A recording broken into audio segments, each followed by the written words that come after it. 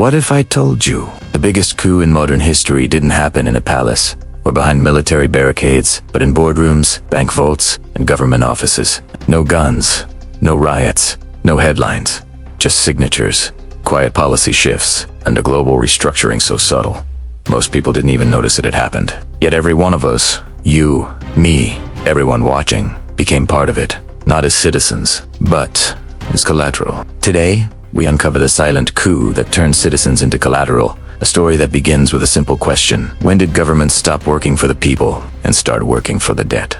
To understand the coup, we have to start not with politics, but with money itself. Because once upon a time, money was a promise backed by something real. Gold, silver, land, resources. If your country printed too much of it, there were consequences. But in 1944, as World War II was nearing its end, global powers met in a small town called Bretton Woods, New Hampshire. There, 44 nations made a fateful deal to peg their currencies to the US dollar, and the dollar, in turn, to gold. It sounded stable, logical, predictable. But hidden inside that agreement was a pressure cooker, because now, America controlled the flow of the world's most trusted currency, and every other country was effectively holding a promise that depended on American discipline. Then, in 1971, that promise broke. President Richard Nixon, facing mounting debt from the Vietnam War and domestic spending, announced that the US would temporarily suspend the dollar as linked to gold. That temporary decision has lasted over 50 years, and in that moment, the leash was cut. Money became debt itself, and debt became the new form of wealth. Once money was no longer tied to gold, something strange happened. Governments discovered they could create wealth. By creating debt, central banks could print, commercial banks could lend. And every new dollar created came with an equal dollar of obligation, a claim on someone else's future labor. The more you borrowed, the richer the system appeared to become. GDP grew. Markets soared. Real estate exploded. But behind the curtain, ordinary citizens were being transformed into something new. Collateral for the debt. Because who guarantees all this lending? You do. Through taxes. Through inflation. Through the quiet erosion of what your money can buy. In the 1980s, deregulation supercharged this new system. Banks could take bigger risks. They could package debts, sell them, and insure them, turning your mortgage, your student loan, your national debt into financial products. This was the rise of the derivatives era, where money became a complex web of bets on bets, while resting on the assumption that nothing would ever really collapse. But of course, it did. The year was 2008. Lehman Brothers, one of the oldest investment banks in America, imploded under the weight of its own toxic assets. The world's financial system froze. Trillions evaporated overnight, and governments faced a choice. Let the system reset, or rescue the very players who had broken it.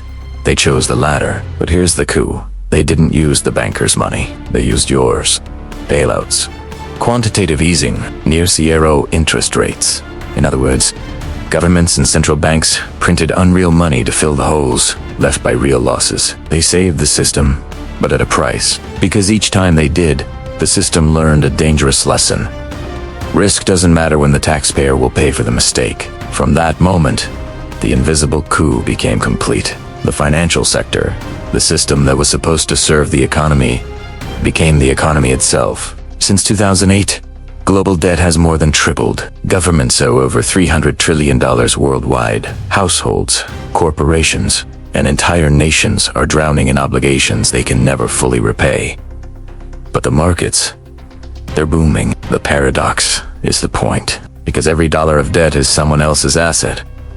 And as long as the music keeps playing, the illusion of wealth continues. Meanwhile, your savings lose value.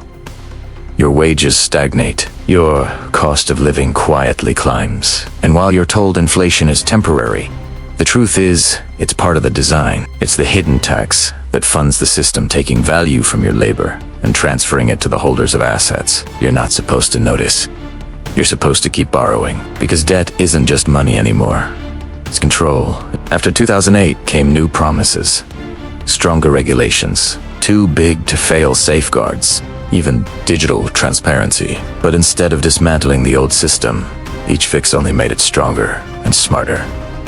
Quantitative easing became permanent. Interest rates stayed near zero for years, and when the pandemic hit, central banks unleashed a new flood of money, trillions, created out of nothing, pushing stock markets to record highs while ordinary people stood in food lines. Then came the next evolution: central bank digital currencies, or CBDCs. Officially, they're about efficiency and inclusion, but quietly, they represent something far more powerful. A system where every transaction, every dollar, every move can be tracked, limited, or even reversed. It's the perfect fusion of money and control. The final stage of the silent coup. You might think this is just theory, but look around. In 2024, global household debt hit record highs, over $60 trillion. In some countries, the average worker now owes more than they earn in a year. Meanwhile, billionaires increased their wealth by nearly $4 trillion during the pandemic years.